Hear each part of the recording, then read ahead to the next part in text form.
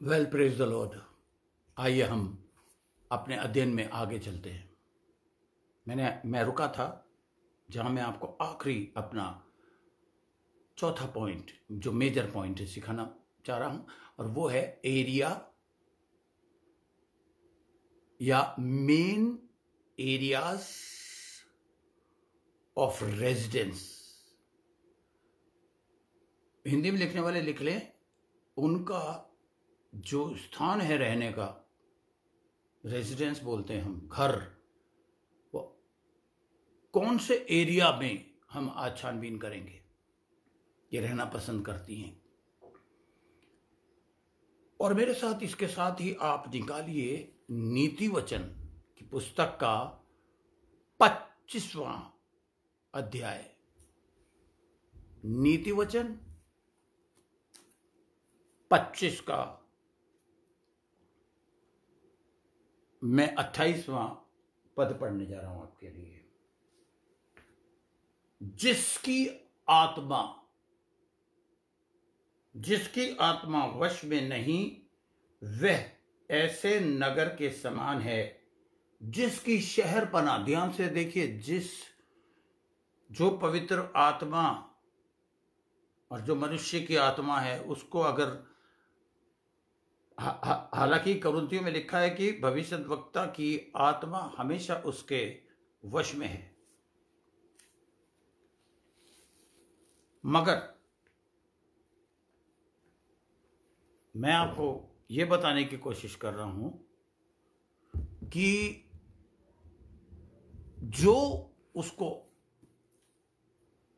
वचन, क्योंकि इस वक्त पवित्र आत्मा उपलब्ध नहीं थी जब ये लिखा गया, पर फिर भी वो ये चीज इसमें मेंशन कर रहा है परमेश्वर कि जिसकी आत्मा अपने वश में, यानी कि उस समय तो शरीर और प्राण वाले लोग थे, पर पवित्र आत्मा से उभारे जाके ही वो चीजें लिखते थे।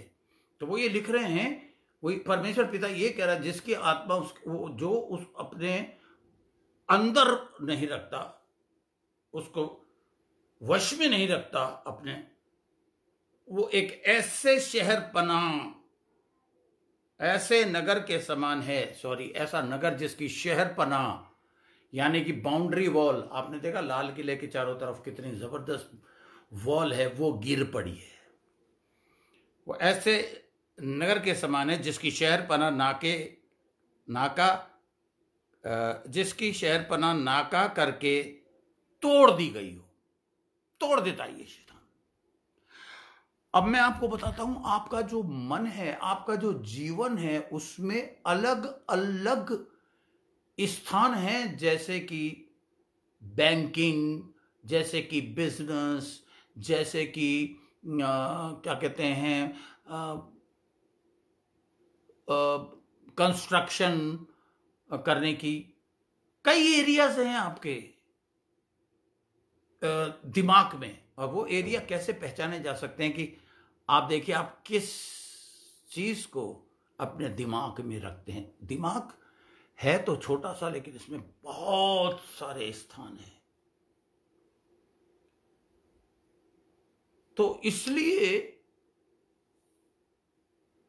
अगर वो पवित्र आत्मा जो परमेश्वर ने हमें दान स्वरूप दी है, अगर इसमें जैसे वचन में लिखा हुआ है, तो वो जो दुष्ट आत्मा है एक गैंग के समान है। आप लिख लीजिए, एक घुसती है, दूसरे को इनवाइट करती है, आपके अंदर जाने के बाद एक पूरे गैंग को घुसाने की कोशिश करती है। Anger, fear, loneliness, selfishness, greediness, ट्रेमेंडस list.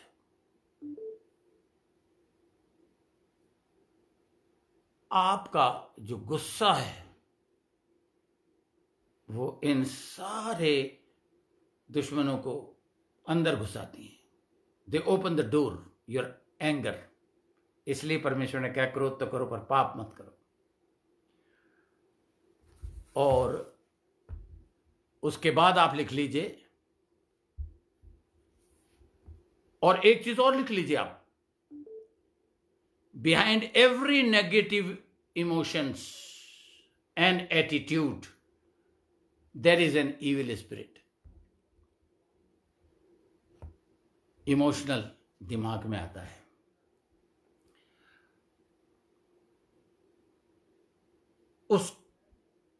इसके बाद आप लिखिए माइंड, मन, जिसमें नफरत, गुस्सा, वायलेंस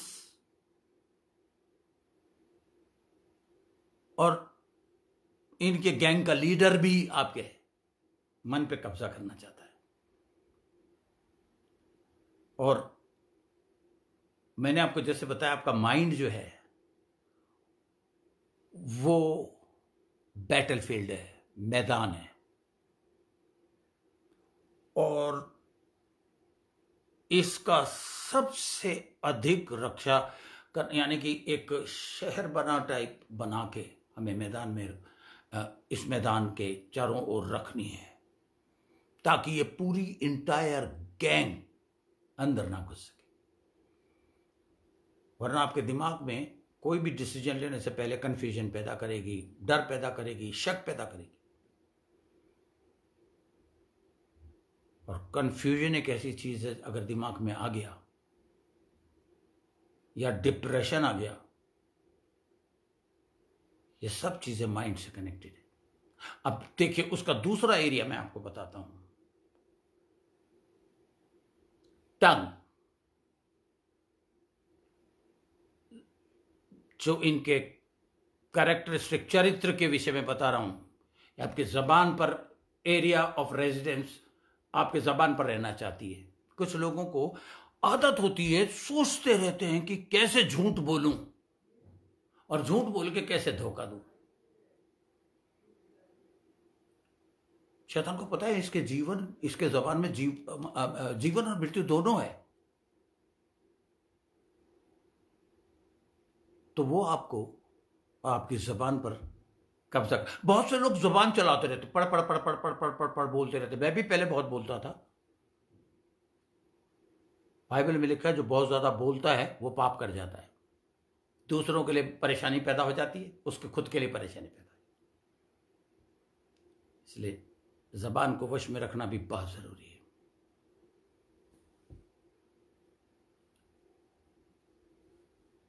क्योंकि वो बोल बोल के जैसे पाप होता है, कुछ भी ऐसी बात बोल के हम खुद डिसअपॉइंटेड हो जाते हैं और शैतान को अंदर घुसने की जगह मिल जाती है। मुझे भी याद आ रहा है कि there are many compulsive liars. Even मेरे अंदर भी ये चीज थी। अपनी वाइफ से, अपने दोस्तों से, अपने सबसे मैं झूठ बोलता था। मेरे को जब रियलाइज हुआ, मैंने उसे कहा, गिरा। जबान से ही हम गाली बकते हैं। जबान से हम एक और गुनाह करते हैं, क्रिटिसाइज करते हैं। मैं करता था, मैं दूसरों को छोड़ो, मैंने पहले अपने आप को ठीक किया है, इसलिए ब्लेस्फेमी। जबान, एक खादिम ने, जिसने मुझे सिखाया, उसने कहा मैं गुलाम था ब्लेस्फेमी का, मतलब नेगेटिव बातें करने का, दोष लगाने का, ब्लेस्फेमी।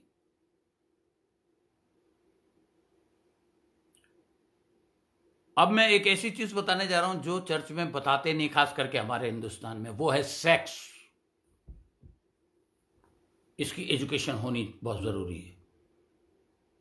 ये एक ऐसा एरिया है जहां पर ये कब्जा जमाना चाहता है, उस रेजिडेंस में रहना चाहता है। और ये सेक्स, मैं आपको बता दूं, परमेश्वर का बनाया हुआ है। परमेश्वर ने कहा, सारी चीजें बनाने के बाद, आदमी औरत को बनाने के बाद, बहुत ही अच्छा है। Sex is not evil but it is good. God has created it, man and women, and he new everything. उसे सब कुछ पता था। बट सेक्स के साथ हम ऑनेस्ट नहीं अगर रहते, शैतान उससे अपने वश में करना चाहता है। मैंने इसमें अपने नोट्स लिखे, every form of compulsive sex is demonic. Adultery, lesbian और ना जाने क्या क्या है, मुझे इनका बहुत कुछ, यहां तक कि मैं तो ये भी मानता हूं कि masturbation is also not right. So आगे है, दूसरा पॉइंट है लस्ट्स, जो सेक्स से रिलेटेड ही है, इसलिए मैंने फटाफट उस पॉइंट पे मैं कूद गया। लस्ट्स, LUSTS, लस्ट्स, इसे आप लिख लीजिए, परवर्टेड डिजायर और एपिट्यूट्स, गंदी भावना। मुझे एक पद याद आ रहा है इस वक्त, पहला यूहन्ना, मैंने ये अपने पॉइंट में नहीं लिखा हुआ, लेकिन मैं आपको ये बताना चाहता हूं कि कुछ इंसान ऐसे होते हैं। एक मिनट जल्दी से, मैं पहला यूहन्ना की पत्री में आ जाइए आप, पहला यूहन्ना की पत्री, और देखिए इसमें क्या इंस्ट्रक्शन दे रहा परमेश्वर यूहन्ना के द्वारा। उसका 2:16 पद, क्योंकि जो कुछ संसार में है अर्थात शरीर की अभिलाषा को बोलते हैं लस्ट, शरीर की अभिलाषा और आंखों की अभिलाषा और जीविका का घमंड, वह पिता की ओर से तो नहीं है परंतु संसार ही की ओर से। 3 चीजें देख लीजिए आप, शरीर की अभिलाषा, आंखों की अभिलाषा। बहुत से लोग इस पवित्र सेक्स जो परमेश्वर ने दिया है उसको आंखों के द्वारा आपकी आंखों में रेजिडेंट बनाने की कोशिश करती है। लस्टफुल आइज, जिस स्त्री को देखेंगे, जिस स्त्री को देखेंगे, लस्ट।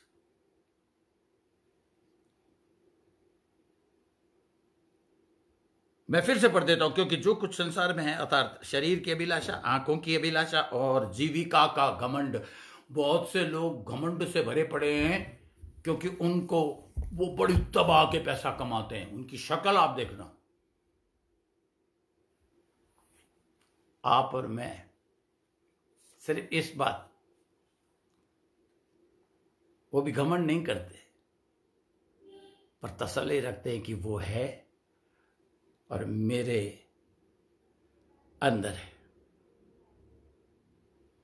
तो इसलिए आपको बहुत ध्यान, इस पे ध्यान रखना है आपको। बेहतर है आप शादी करें, पति पत्नी मिलकर रहें, शैतान को मौका ना दें। आगे जो पॉइंट है मैं आपको लिखवाना चाहूंगा वो है अकल्ट, OCCULTS। अकल्ट्स का मतलब मैंने आपको बताया वही तांत्रिक और ऐसे पाखंडियों के पास जाके पता करना चीजें, और उसी के साथ ये अकल्ट सज का जैसा ही है, all false religions, philosophies and cults. हर वो धर्म जो परमेश्वर के विषय में नहीं बताता, मैं बिल्कुल भी नाम नहीं लेना चाहूंगा, वो आपको देखना है। और जो क्रिश्चियनिटी में दावा करते हैं, जैसे मैं नाम नहीं लूंगा, मुझे सिर्फ अपने पॉइंट पे रहना है कि all false religions and cults के थ्रू ऑपरेट करता है और अंदर हमारे दिमाग में घुसना चाहता है।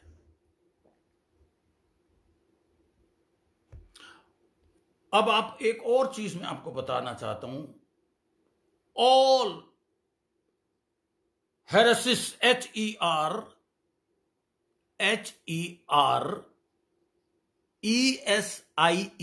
हेरेसिस, जिसे हम बोलेंगे departures from the Christian faith, मसीही भरोसे से हट जाना। कैसे? इस पॉइंट को आप कैसे समझेंगे? बिना बाइबल के नहीं समझ सकते। मेरे साथ निकालिए तिमोथियस, पहला तिमोथियस, उसका 4था अध्याय का मैं आपके लिए पहला पद से पढ़ूंगा। इसका 3 पद पढ़ूंगा मैं। देखिए लिखा है, परंतु आत्मा स्पष्टता से कहता है कि आने वाले समयों में कितने लोग भरमाने वाली आत्माओं और दुष्ट आत्माओं की शिक्षा पर मन लगाकर विश्वास से हट जाएंगे। हेरेसिस का यह मतलब है,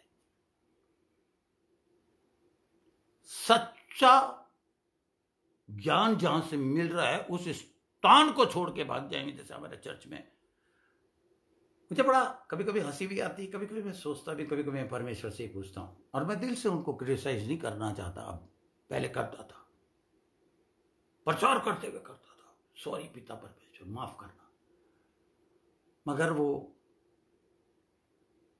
जो भी हुआ गलत किया। एक व्यक्ति मुझे आके सिखाने लगा, मुझसे वचन सीख के 4 साल तक मुझे बार बार थैंक यू आज पास्टर सेन फिर आपने कमाल कर दिया, सिखा दिया, और बाद में मुझे आके सिखा रहा है कि पैर धोने चाहिए, औरतों को पल्लू डालने चाहिए, फलाना। मेरी वाइफ के मन में यह आया, उससे पूछा, ओ भैया तू हमसे, मेरे पति से सीख के, पास्टर से सीख के आज तो उनको सिखाने के लिए आ गया?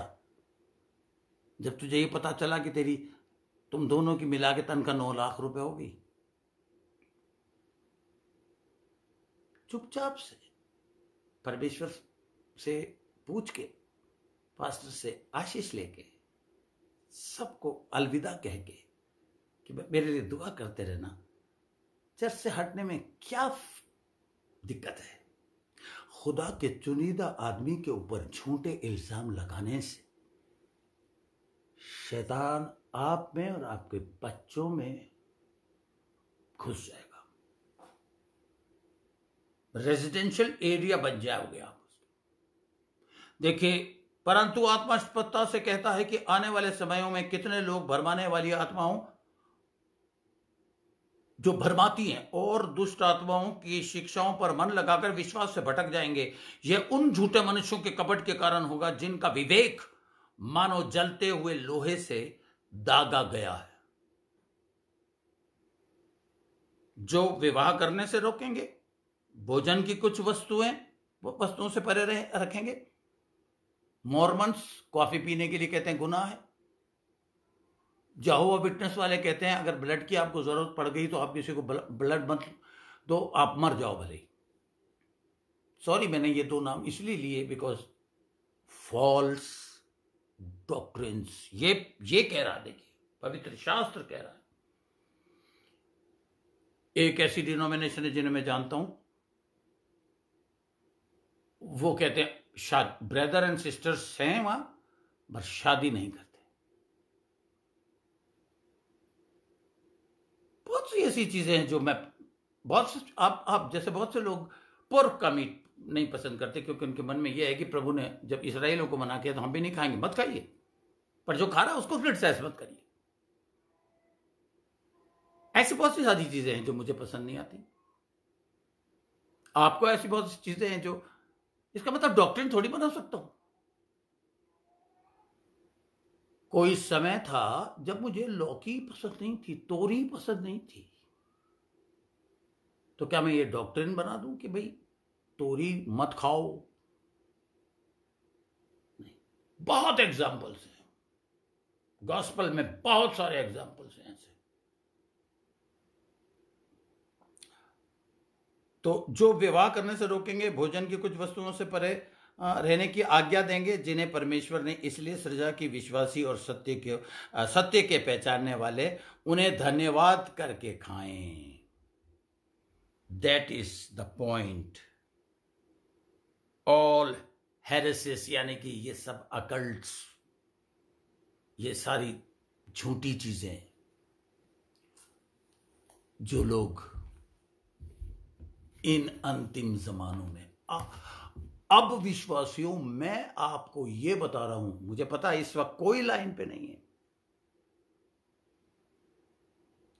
पर मैं आपको यह बताने की कोशिश कर रहा हूं कि ये अंतिम समय आ चुका है। भरमाने वाली आत्माएं काम कर रही हैं, इन्हें रिजेक्ट करिए। ये दुष्ट आत्माएं हैं। इस पूरी टीचिंग में मैंने आपको बताया कि जीसस ने खुद दुष्ट आत्माओं को निकाला सबसे ज्यादा और बीमारियों को ठीक किया। यही मेरा आपको यही काम करना है और इन भरमाने वाली आत्माओं से ना केवल अलर्ट रहना है, यीशु मसीह के सामर्थ्य और शक्तिशाली नाम से इन्हें निकालना है। आमीन। उसके बाद इनका जो एरिया है, रेजिडेंशियल एरिया है, वो है हमारा शरीर।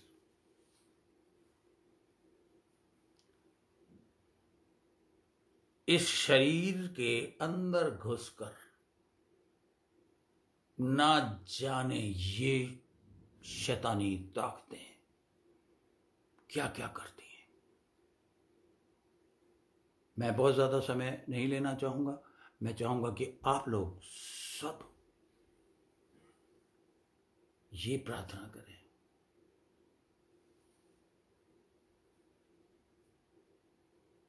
क्योंकि आपको इन समय में बहुत से लोग मुझसे पूछते हैं, पास्टर सैन फलाना क्यों चला गया? पास्टर सैन, बाइबल में लिखा है अंतिम समयों में बहुत से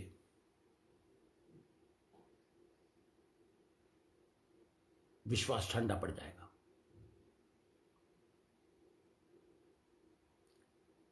तो इसलिए आपके बॉडी में जब ये अंदर घुस जाती हैं तो वो इसलिए घुसती हैं कि आप उनके लिए रास्ता खोलते हैं। अब देखिए, मैंने जितने आपको पॉइंट्स बताए हैं, मैंने आपको बताया है आपके इमोशन, आपका माइंड, आपका जबान, आपका सेक्सुअल एक्टिविटीज या गलत तरीके के सेक्सुअल, जैसे हम कहते हैं गे, लेस्बियंस, बहुत से लोग और बहुत गंदी गंदी चीजें जानवरों के साथ, ये सारी अभिलाषाओं से, ये सारी अभिलाषाएं आपके शरीर में जो आपका सेंट्रल एरिया है मन, वहां पर ये कब्जा जमाती है। इन टीचिंग्स को बार बार आप सुनिए और परमेश्वर से प्रार्थना कीजिए कि हे पिता, हम इन्हें अपने अंदर नहीं आने देंगे, परंतु इन्हें निकालेंगे, इन्हें पहचानेंगे और हमारा शरीर जो है वो दुष्ट आत्मा का नहीं परंतु परमेश्वर का मंदिर है।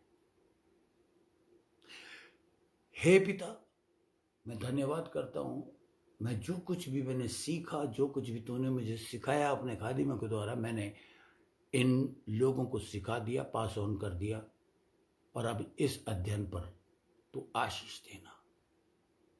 यस,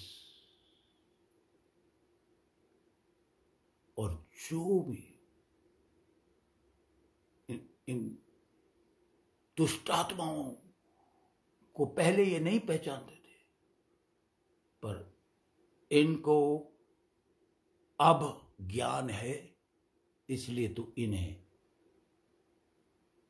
हमेशा विजय देगा, यीशु मसीह के सामर्थी और शक्तिशाली नाम से, आमीन। Well, God bless you. कल हम एक नया टॉपिक में शुरू करूंगा, आपको सिखाऊंगा, और तब तक परमेश्वर आपको आशीष दे। You are the best because you have the best God and the best Holy Spirit and the best saviour. This is the reason you are the best. See you tomorrow. Have a nice day tomorrow. In Jesus' name.